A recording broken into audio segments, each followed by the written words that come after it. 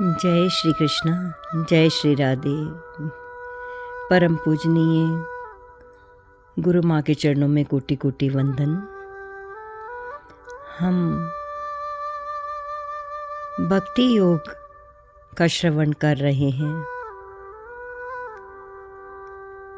भक्ति वो है जो हमें परमात्मा से, ईश्वर से विभक्त नहीं होने देती। भगवान में अनन्य प्रेम होना ही भक्ति है। जब हम सत्य को समझ जाते हैं, जब हम परमात्मा का वरण कर लेते हैं और वैराग्य की उच्च स्थिति में पहुंच जाते हैं, जहां हमें स्पष्ट अनुभव होने लगता है, दिखाई देने लगता है कि यह संसार, यह जगत मिथ्या है, स्वप्नवत है। इसकी अनुभूति सतत होने लगती है। भीतर का शास्त्र खुल जाता है, हम निर्ग्रंथ हो जाते हैं और हमारे अंदर से एक रस का प्रवाह, अनंत स्रोत फूट पड़ता है, जिसे कहते हैं प्रेम। प्रेम ही परमात्मा है। हम परमात्मा से प्रेम नहीं कर सकते क्योंकि हमने उसको देखा ही नहीं है। हम उसको मान लेते हैं, जानने का प्रयास नहीं करते। जिस क्षण हम उसको जानने लगेंगे, हम उससे एकाकार हो जाएंगे। हम उससे प्रेम के बिना रह ही नहीं सकते। उसकी महिमा को जब हम अनुभव करने लगते हैं, जब हम अहोभाग्य में जीने लगते हैं, जब हम धन्यवाद में उतर जाते हैं, जब हम श्वास श्वास की माला पर उसका नाम जपने लगते हैं, उसके मर्म को जानते हैं, इस जीवन की अमूल्यता को हम पहचान जाते हैं, उस क्षण भक्ति आरंभ हो जाती है। भक्ति के दो पुत्र हैं, ज्ञान और वैराग्य। जब ज्ञान रूपी फल जब पक जाता है तो वही भक्ति रस से सराबोर उठता है, भर उठता है, और उसी का फल, उसी में से फिर वैराग्य उत्पन्न होता है। वैराग्य वो स्थिति है जहाँ आनंद ही आनंद है, क्योंकि वहाँ जो भी हमारे सामने था मिथ्या था, सारे संबंध हट जाते हैं और एक से संबंध प्रगाढ़ उठता है। हमारा मन पिघल जाता है और प्रभु की साकार मूरत में ढल जाता है। हमारा अहंकार पिघल उठता है, जैसे हिमालय पर्वत पर जो हिम शिखर हैं वो पिघल जाएं और फिर गंगा में प्रवाहित हो जाएं, जल बन कर के, सलीला बन के, अनवरत फिर वो बहता रहता है, बहता है। नित प्रति नित गान करता हुआ वह जल, वह धाराओं रूपी नुपुर बांध करके सागर के से मिलन की ओर नित्य निरंतर प्रवाहित होता है। वो भागीरथी नित्य निरंतर प्रवाहित होती रहती है। ठीक इसी प्रकार से हमारा जीवन भी नित्य प्रति नए उत्साह, नए उमंग से परमात्मा की ओर प्रवाहित होता रहता है। ये परम योग की स्थिति है। इसे कहकर भी कहा नहीं जा सकता। हरि अनंत, हरि कथा अनंता।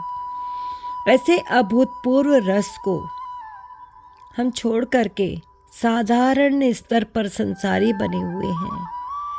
संसार है क्या? हमारी नजरों का धोखा है, हमारी नासमझी का खेल है, और संसार कुछ भी नहीं है। तीन गुणों से जो हमने माया से जाल बुन लिया, उसको संसार कहते हैं। ना कोई यहाँ तेरा है, ना मेरा है।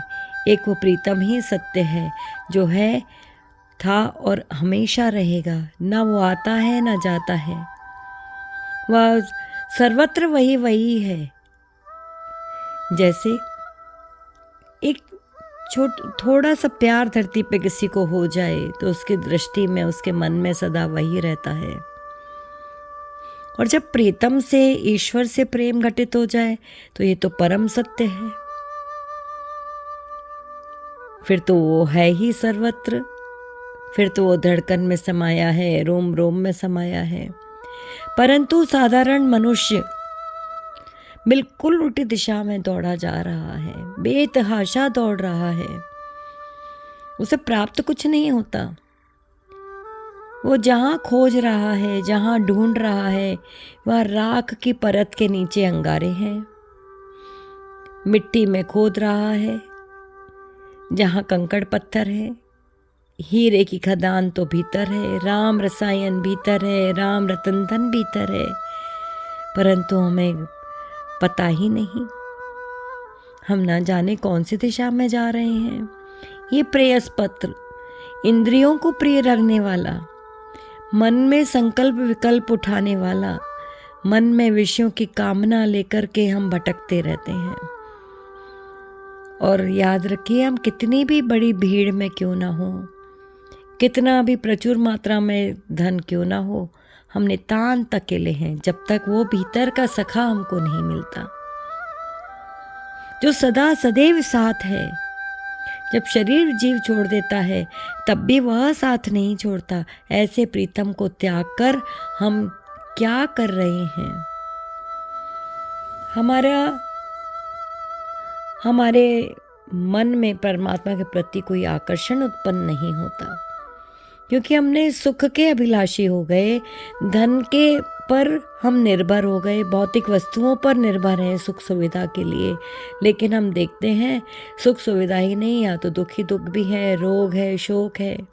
पूरा संसार यहाँ पर भ्रष्टाचार अत्याचार से त्रस्त है, एक दूसरे के ऊपर आतंकवाद के हमले हो रहे हैं। ये क्यों है? क्योंकि हमारे भीतर वो आध्यात्मिक दृष्टि नहीं है, आध्यात्मिक ज्ञान नहीं है, वो ब्रह्म विद्या हमसे खो गई है। ये कोई सनातन, कोई एक संप्रदाय विशेष के लिए नहीं है, कोई जाति विशेष के लिए नहीं है। ये तो पूरे अखिल ब्रह्मांड में जो सनातन सत्य है वो सबके लिए है। समय की धारा में हम बट गए, संप्रदायों में हमने अपने संस्कार अलग बना लिए, विकार संस्कार विकार और संप्रदायों के नाम दे दिए, और हम एक दूसरे के खून के प्यासे हो गए। परमात्मा तो सर्वत्र है, वो जल में है, अग्नि में है, वायु में है, आकाश में है।